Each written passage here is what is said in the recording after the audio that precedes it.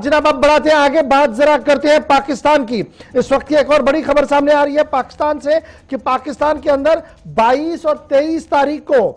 इस महीने की 22 और 23 तारीख को ओआईसी फॉरेन मिनिस्टर्स की मीटिंग होने जा रही है और इस मीटिंग को लेकर पाकिस्तान के अंदर तैयारियों को हतमी शक्ल दे दी गई है। पाकिस्तान ने ऑफिशियली 22-23 को छुट्टी का ऐलान कर दिया है और 48 नेशंस जो हैं 48 नेशन जो हैं उन्होंने बाज़ाब्ता तौर पर माना है कि वो अपने फॉरेन मिनिस्टर्स को ओआईसी के इस समिट में भेजेंगे। अब आप सोच रहे होंगे जनाब समिट वहां पर हो रहा है तो खबर क्या है? खबर इसमें यह है कि भारत और पाकिस्तान के बीच गर्माहट एक बार फिर देखने को मिलेगी, क्योंकि पाकिस्तान के विदेश मंत्री का बड़ा बयान सामने आया है और यह बयान पिछले 72 घंटों में दूसरी बार सामने आया है जब यह कहा गया है अफगानिस्तान तो जेर मौजू रहेगा ही, लेकिन जम्मू कश्मीर की मौजूदा सूरत हाल भी खुसूसी तौर पर डिस्कस की जाएगी और जो कॉन्टैक्ट ग्रुप ऑन कश्मीर बनाया गया है उस पर गुफ्तगू की जाएगी, उस ग्रुप के साथ बैठकर बातचीत की जाएगी और उन्हें बताया जाएगा कि 2019 के बाद 2022 तक किस तरीके के हालात जम्मू कश्मीर के अंदर बनाए गए हैं। भारत सरकार ने ओआईसी के मौके पर जहां पहले ही नकारा है और कहा कि इंटरनल मैटर है और किसी भी जमात को अंदर आने की यानी अंदरूनी मामलात में दखल देने की इजाजत नहीं होगी, ताहम एक बार फिर पाकिस्तान की कोशिश कितनी कामयाब होगी और क्या कुछ होगा ये आने वाला वक्त बताएगा। लेकिन पाकिस्तान के अंदर भी तकरीबन 14-15 साल के वक्फे के बाद इस तरीके का कोई बड़ा इज्तिमा होने जा रहा है जिसमें फॉरेन डिग्निटरीज एक साथ आकर किसी मंच पर बैठेंगी। सीधे चलेंगे रहमत करीम हमारे साथ इस वक्त है, रहमत के पास चलेंगे जी। बैक टू बैक दो बड़ी खबरें आ रही हैं, पहले जरा इस पर एक अपडेट लेते हैं। रहमत बहुत शुक्रिया। कुरैशी साहब 72 घंटों में दूसरी बार सामने आए हैं, कौमी सलामती के मुशीर का बयान पहले सामने आया था और अब एक बार फिर गर्माहट देखने को मिल रही है दोनों मुल्कों के बीच जम्मू कश्मीर के मामले को लेकर, जहां पिछले कई दिनों से यह कहा जा रहा था कि मुज़ाकरात के जरिए से मामला हल होगा, तिजारत को आगे बढ़ाने की बातें हो रही थी, लेकिन एक बार फिर बोन ऑफ कंडक्ट वही चीज बनी है, एक बुनियादी मामला जम्मू कश्मीर। जी देखिए, बिल्कुल फिर से एक बार पाकिस्तान की सरकार और पाकिस्तान के वज़ीर ख़ारजा एक बार फिर से उसी कोशिश को वही कोशिश करने की कोशिश कर रहे हैं, वही हथकंडा अपनाने की कोशिश कर रहे हैं जो ग्लोबल प्लेटफॉर्म पर या आलमी प्लेटफॉर्म पर हमने देखा है कि इमरान खान ने इख्तियार किया है, चाहे वो यूएन की बात हो या दूसरे बड़े जो आलमी फोरम है उन तमाम फोरम पर जिस तरह से जाकर के कश्मीर के मुद्दे को भुनाने की कोशिश की, प्रोपेगेंडा फैलाने की कोशिश की। और आए दिन जब भी हमने देखा कि यूएनएससी का इजलास हो या यूएन का इजलास हो, जनरल असेंबली का, सबों में पाकिस्तान के जो नुमाइंदे होते हैं वो हर बात के साथ, चाहे वो इसका एंगल जम्मू कश्मीर की तरफ मिलता हो या ना मिलता हो, उसका कोई ताल्लुक दूर दूर तक हो या ना हो, लेकिन जबरदस्ती जम्मू कश्मीर को ला करके उसमें घसीटा जाता रहा है। और यही कोशिश रही है पाकिस्तान के पहले दिन से, चूंकि पाकिस्तान को मालूम है कि हम कश्मीर के मसले पर इससे ज्यादा कुछ नहीं कर सकते हैं। लेकिन एक मौका और आया है पाकिस्तान के हाथ में, चूंकि इस बार इस्लामाबाद में ये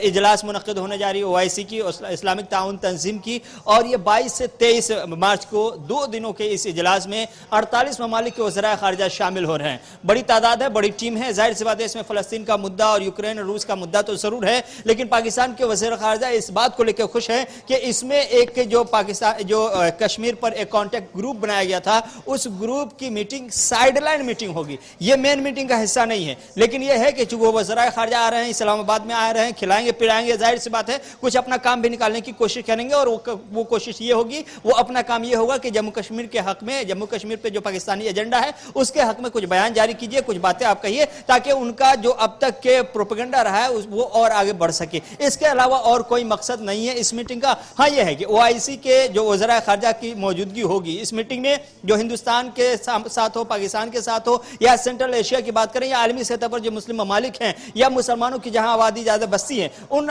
ममालिक में मुसलमानों की क्या कुछ सूरत हाल है, ताज़ा तरीन सूरत हाल क्या है, मसाइल क्या है और ग्लोबल चैलेंजेस क्या है, इन तमाम हवालों से ओआईसी की इस मीटिंग में गौर किया जाएगा। लेकिन उसी मीटिंग के अंदर दरमियान में कश्मीर किसी भी तरह से हिस्सा नहीं है, साइड लाइन पे इसीलिए मीटिंग रखी गई है। कुल मिलाकर आपको क्लियरेंस हो रही है वो ये है कि जनाब बुनियादी एजेंडे में अफगानिस्तान है, फलस्तीन है और मुल्क के और मामलात है, दुनिया के मामलात है, लेकिन जम्मू कश्मीर को साइड लाइन पर यानी हाशिए पर रखने की कोशिश पाकिस्तान की तरफ से की गई और पाकिस्तान का मानना कि जनाब हाशिए पर, कॉन्फ्रेंस के हाशिए पर जो कॉन्टैक्ट ग्रुप है उसकी भी मीटिंग होगी, उसमें जम्मू कश्मीर होगा, बेसिक एजेंडा का यह हिस्सा नहीं है। जी बिल्कुल, बेसिक एजेंडा का हिस्सा नहीं है, चूंकि बेसिक एजेंडा ह्यूमैनिटेरियन क्राइसिस है और ये अच्छा, क्या मैं ये समझूं कि ये जो बात कही जा रही है कुरैशी साहब की तरफ से, उसमें और बेसिक डॉक्यूमेंट जो है उसमें काफी फर्क है। और चूंकि पाकिस्तान के अंदर भी अब जनरल इलेक्शंस की तैयारी में है, अदम एतमाद की तहरीक सामने है, तो वो सारी फिजा को बरकरार रखने के लिए अगर कल चुनाव में जाना पड़े तो कम से कम ये तो हाथ में होगा, डुगडुगी हाथ में होगी। जनाब, हम तो कश्मीर की बात कर रहे हैं जी। जी बिल्कुल, कोशिश यही है पाकिस्तान की सरकार, मौजूदा जो इमरान खान की पार्टी है जिसकी सरकार है, अगले इंतखाबात में जब जाएगी तब तक के कई बार इस मुद्दे को उठाया जाएगा। और जब से सरकार में आई है तब से बार बार उठाया गया है। एक चीज, एक कामयाबी माननी होगी पाकिस्तान के पीएम इमरान खान की पार्टी की कि कंसिस्टेंसी के साथ, चाहे वो इमरान खान हो या शाह महमूद कुरैशी हो, इन्होंने जो भी प्लेटफॉर्म मिला, जहां मिला, कश्मीर के मुद्दे को उठा करके पाकिस्तान की आवाम को यह बताने की कोशिश की कि हमने जम्मू कश्मीर के मुद्दे को जिंदा रखा हुआ है, इसको मरने नहीं दिया। हम इस मुद्दे पर कुछ करें या ना करें, बात जरूर कर रहे हैं और यही बात करने का सिलसिला आगे भी जारी रखा जाएगा, क्योंकि इसको पॉलिटिकल टूल के तौर पर ही पाकिस्तान इस्तेमाल करना चाहता रहा है और कर रहा है आज भी और आगे भी करेगा। यही वजह है कि अगर आप ओआईसी का इजलास बुला लें, 48 ममालिक के वज़राए खारजा आपके घर में आ रहे हैं, इस्लामाबाद पहुंच रहे हैं, उसके बाद भी आपकी सदारत में, आपकी मेजबानी में मीटिंग हो रही है और कोर एजेंडे में अगर आपका जो प्रोपेगेंडा इशू है, मुद्दा है, वो शामिल नहीं है, तो फिर आप समझ सकते हैं कि दुनिया किस तरह से कश्मीर को मानती है। एक लास्ट चीज जो बड़ी इंपॉर्टेंट है, शाह के साथ दूरियां क्या खत्म हो गई पाकिस्तान की इस इजलास के बाद? क्योंकि एक वक्त था जब एक अलग ब्लॉक बनाने की बातें हो रही थी, जिसको लेकर फिर वजीर आज़म पाकिस्तान को भी जाना पड़ा था शाह के दरबार में। तो क्या मैं ये समझूं कि इस बार मेहरबान है शाह और ऑल इज वेल आगे होगा? जी देखिए, शायद ये कहना जल्दबाजी होगी, चूंकि पाकिस्तान जिस तरह की हरकतें करता रहा है, चाहे वो अमेरिका के साथ हो या फिर दूसरे ममालिक के साथ हो या फिर सऊदी अरब के साथ हो। अमेरिका सऊदी अरब के साथ रिश्ते इसलिए नहीं बहाल कर रहा है कि ये पाकिस्तान इसलिए सऊदी अरब के साथ रिश्ते बहाल नहीं कर रहा है कि पाकिस्तान से बहुत ज्यादा कोई सऊदी अरब को दे रहा है, बल्कि पाकिस्तान के एक बड़े शहरियों की तादाद है जो सऊदी अरब के जेल में है। दूसरी बात यह है कि वहां से उन्हें कर्ज लेने, वहां से उन्हें इमदाद लेने और इसके अलावा कुछ नहीं। पाकिस्तान जैसे छोटा मुल्क जो मुआशी की खस्ताहाली का शिकार है, उन्हें मजबूरी है कि वो सऊदी अरब से रिश्ते बनाए रखे और सऊदी अरब की खैर खाई है और दरिया दिली है कि वो बार बार पाकिस्तान को एक मुस्लिम कंट्री होने के नाते, एक मुश्किल में फंसे हुए कंट्री होने के नाते वो इमदाद करता रहा है और इस इमदाद के तलबगार पाकिस्तान रहा है और आगे भी रहेगा। शाह का कितना असर रहेगा, कितनी मेहरबानी रहेगी, ये कबल अज वक्त है होगा कहना, लेकिन यह है कि कोशिश पाकिस्तान की तरफ से पूरी रहेगी। आप स्टैंड बाय पे रहिए, शाह की मेहरबानी होगी नहीं होगी इस पर थोड़ा सा इंतजार जरूर करना होगा, लेकिन